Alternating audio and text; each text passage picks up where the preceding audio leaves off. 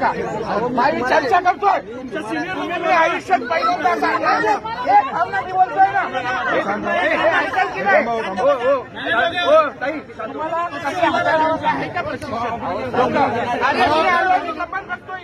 काय पाहतोय 100 मीटरच्या बाहेर थांबा एवढी गर्दी या अधिकारी आम्ही बोलतोय फोनवर बोलतोय ही समस्या काय स्वतःला अहो साहेब गुन्हा दाखल करा गुन्हा दाखल मला शोभत नाही. अरे